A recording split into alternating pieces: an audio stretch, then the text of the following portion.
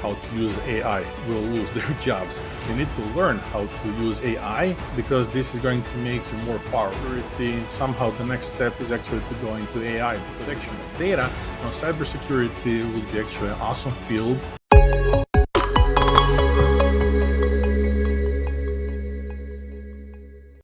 Good afternoon, everyone. Welcome back to another special episode of Tech Talk 360, where we unveil one bite at a time. Today, we have one of our very special guests and my second international feature on the podcast. It's none other than Tom Vazdar. I hope I got the Well, name right there. We've been practicing that. Tom is the CEO of Riskoria, and also he is an superb expert and inspiration in the cybersecurity industry, and also knows around the AI space as well. Hi, Tom. How are you doing today? hey, Rasal, how are you? Thank you for inviting me. I'm doing great. Nice to be here. It's my pleasure. We're very, very proud to have you on the show today. Let's just jump off to the first question. Who is Tom Vazdar? Who is Tom? Tom is the CEO of the company, of the cybersecurity boutique company. It's a small business that I started like year and a half ago after spending like 15 years working for a Central European bank as a chief security officer. So I've been exposed to different types of fraud and cybercrime and different cybersecurity issues. And prior to that, I also worked as a consultant in information security, establishing ISO 27001. Prior to that, I worked also in the US as a head of IT on different projects. So quite extensive knowledge. So basically in cybersecurity, I've spent probably like maybe some 20 some years. pretty long, yes. Yeah. I just want to know, Tom. So, can you just share, because many youth is watching the episode. I hope, and also people who are just stepping out of university and starting their own startup. They are in that age. So, let's just start. How did you start the journey in the AI and cybersecurity industry, and what inspired you, to stay in this industry pretty long, 20 plus years? Well, it's interesting that you mentioned AI because AI is just, for me at least, it's a logical continuation of cybersecurity because basically principles are the same. So if you're into cybersecurity, somehow the next step is actually to go into AI because you're going to augment your knowledge and you're going to actually to expand your horizons. And as I said, principles are the same. Even if you look at ISO 27001, and compare it now to the new standard ISO 42000, which is the AI standard, which is the standard to establish the management system for AI. It's basically similar principles to 27001 for information security. And I don't know, for me, it's cool. It's a lifestyle. I like what I'm doing, and somehow this is not a job that you would do like 8 hours a day. This is something that's ongoing, and you eat and sleep and do everything that's relevant for cybersecurity and also for AI. Yeah. Yeah. So Tom, if I just ask you, since you have been in this industry and also the CEO, what what tips and tricks would you like give if there is someone who wants to start the startup regarding to AI or cybersecurity? Where do they start? Well, if somebody is just at the beginning of his career, her career, this is actually, first of all, this is the best decision you can make. It's to go into cybersecurity field and also into AI field. And normally you start just by, well, you need to have some interest by reading different blogs and news, something to spark your interest, and then you seek for some formal education. So I would always advise everybody to go for some academic education because this is probably the best place where you will get the wide knowledge of this field. And then, as you know, the cybersecurity and AI, they're pretty big areas, and when you have some academic background, then you can decide actually the vertical you want to specialize. Because if you're into cybersecurity, you need to decide, are you more into the governance part, risk part?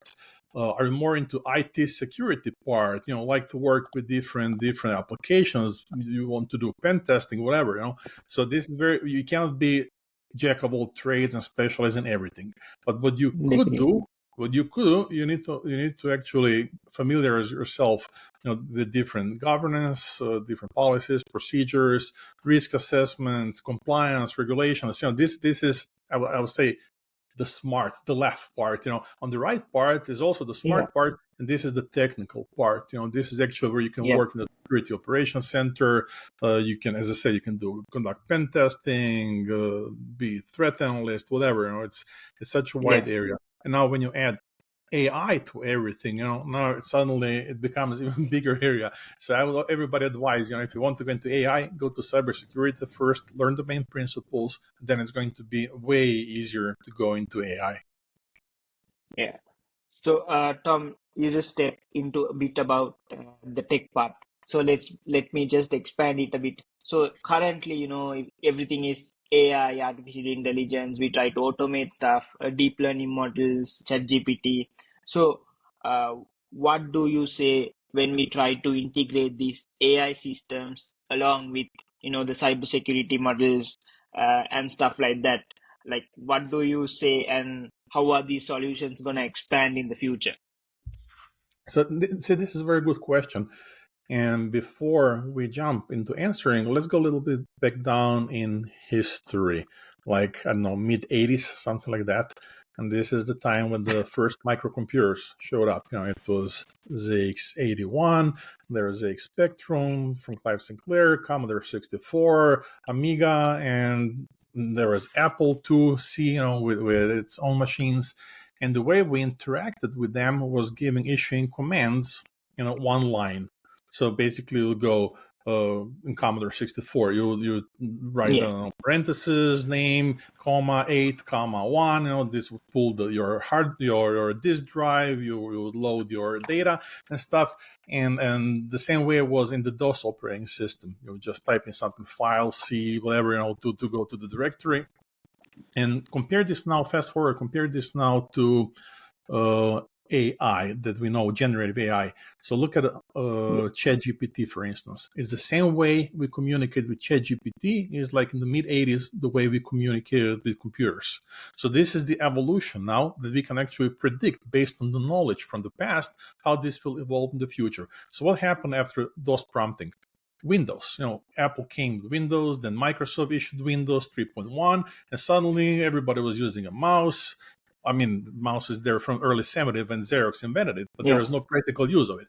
But now, yeah, suddenly, with the rise of Windows and people computers became more affordable, suddenly you had different operating systems and it penetrated in the office business and people start using it. So this is where we are now with the AI, in the age of AI.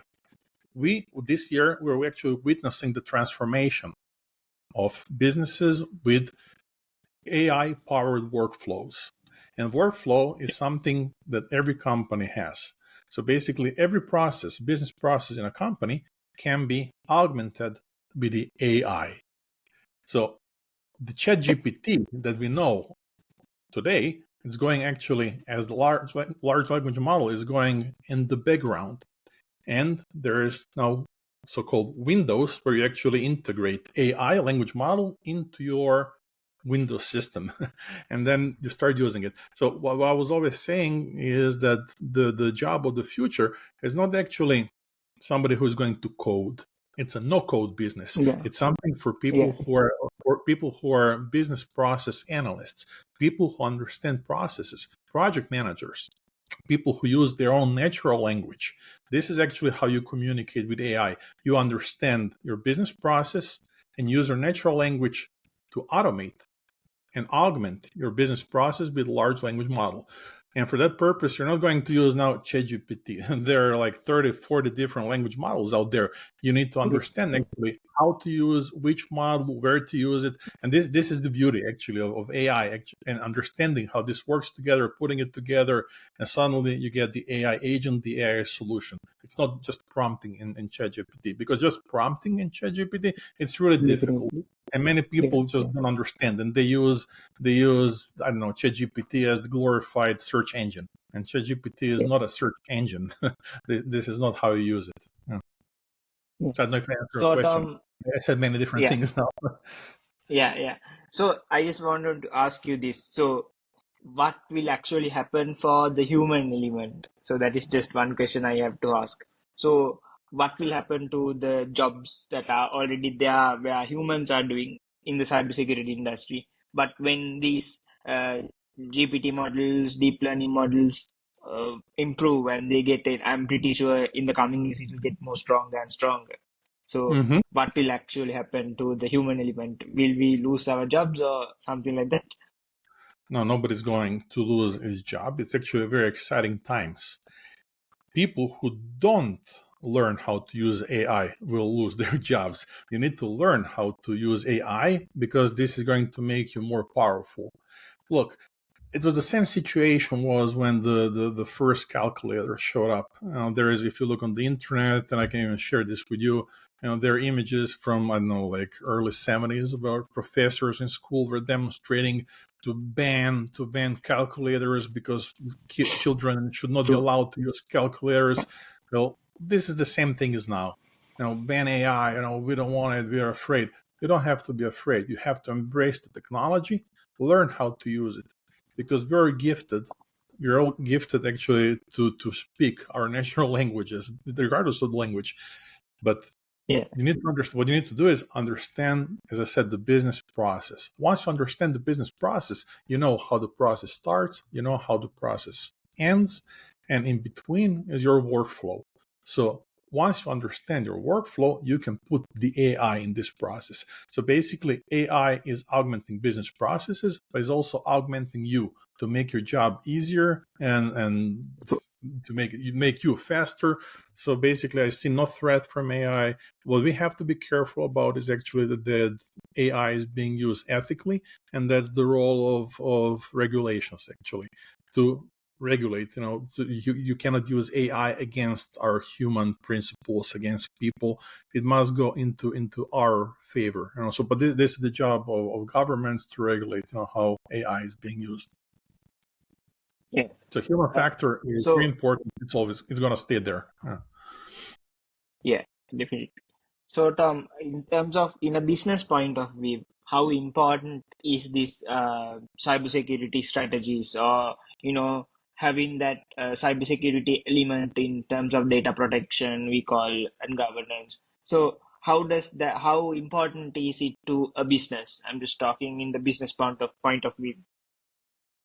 Well, cybersecurity strategy is extremely important, especially for small businesses. And the thing is, 80% of small businesses don't have any cybersecurity strategy because they're usually underfunded, they have no money, they think they're too small for something to happen to them. And in my opinion, cybersecurity strategy, it's part of your overall business strategy. Because once you understand your mission, your vision, your values of your company, you also need to answer the questions to yourself. Okay, what is cybersecurity for me? Because every company in the world, they have some data and business secrets, and this is something actually that you need to protect. So this is actually what is really important, to understand the value of your data. And when we talk like that, then we're talking proactively. And the thing is, with many companies, is they think reactively. When we have the issue, we will solve the issue. So for instance, you get ransomware, and then suddenly you're looking for help for somebody to fix your issue, and then you're just feeling stupid because you didn't take any preventive measures when you had Yeah. time, and now it's too late because you have to pay either ransom or find somebody to help you unlock your files. It's all very, very easy to resolve, if you act on time. And this is actually part of the overall risk appetite of each company. And business owners, and the board usually they make decisions on risk appetite, which is based on your risk assessment. So this is something that everybody should conduct to understand the Yeah. importance of business strategy, Yeah. cybersecurity strategy, and business. Yeah. Yeah.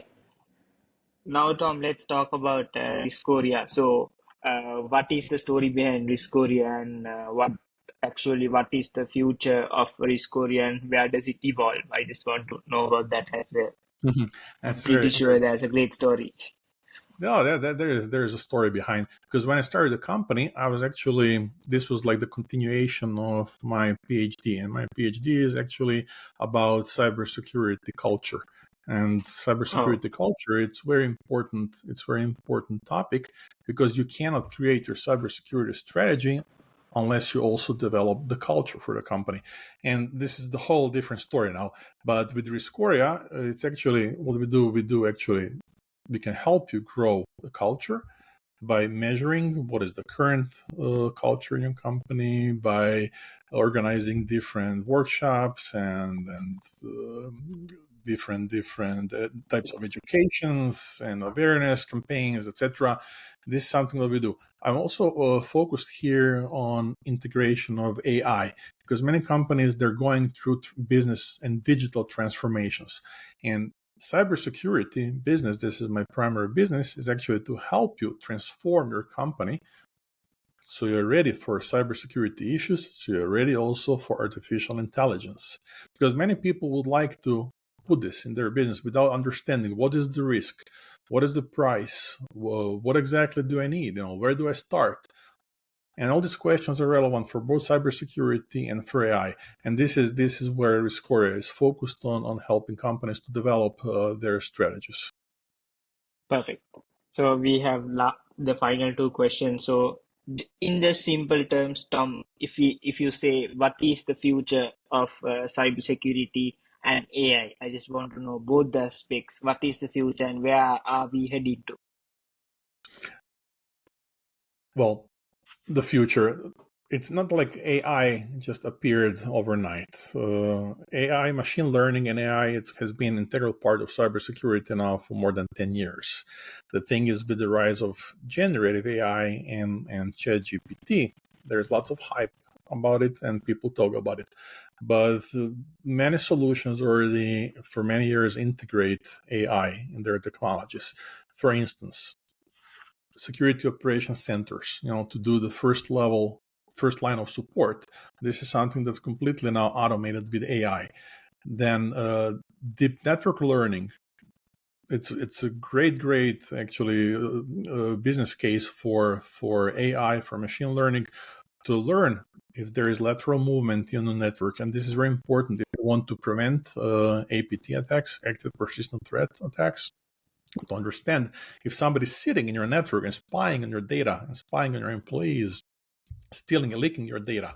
So these are two practical uses for AI. In the future, it's going to actually be everywhere now. You probably know that many companies, especially big companies, they need to generate tons of documentation. So to govern cybersecurity and information security program, you need to have your security policy, and then business continuity policy, crisis management, incident management policies, risk assessment methodology. So there's tons of documentation, policies, procedures that you generate. So an average company will have probably like 100, 120 different documents that you need to continually revise, update, renew, whatever, audit. And this is actually where generative AI is really great, because you can much faster make changes, write new documentation. Because as a consultant or analyst, cybersecurity analyst, you would spend, I don't know, weeks, if not months, writing a document.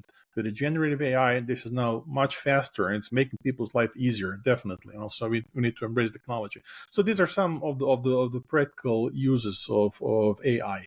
But also we should look on the dark side also of how AI is being used on the other side, because cyber criminals, they also use AI for their own purposes. And there is the AI data poisoning. Somebody changes biases of your AI models. This is very dangerous. No. So you've heard of deep fakes, Yeah. fake Yeah. news. So this is actually now the practical use where AI is being used against us also. And it's just amazing, the speed, how fast this is developing. And there is Yeah. basically every day you read something in the media or hear on TV, Yeah. there's something is happening with AI. Very exciting times. Yeah. All right, Tom. So finally, if there is that one thing that you would say to the youth and to the viewers, what is that one thing that you have to tell to them? Well, this is actually, thank you for this question, because it's really important to inspire young people. Because usually when you're like, I don't know, 16, 17, 18, you don't really know what you want. When I was a kid, like a small one, when they would ask you, what do you want to be? I want to be police officer. I want to be soldier. I want to be doctor. This is something that kids would talk to each other. But when you actually finish your high school and you need to decide what to do with your life, it's really a difficult question. What I would advise to everybody who has interest in technology and protection of data, cybersecurity would be actually an awesome field to learn, especially now with the AI, because you will get a solid background. If you go into cybersecurity, you Yeah. will learn also AI, and no matter you want it or not, you will learn it. And it's also cybersecurity has a critical role in our daily lives. We are not even aware of it, but you get at least once a day some phishing email or something. You will learn lots of stuff, how to fight against this, and really you will learn about problem solving, about innovation, and you will have the real world impact in the cybersecurity field if you choose this area. Amazing. Thank you so much, Tom, for making a time in and coming into the podcast. And I wish you all the best in developing the company. And if there is anyone who wants to connect with you, they can reach you out on LinkedIn. Am I right? That's correct. Just look for me on LinkedIn, Tom Vazdar, and okay. Thank you, Russell. See you there. See you again. Yeah. Have a Take good care. day. Bye bye. Bye bye.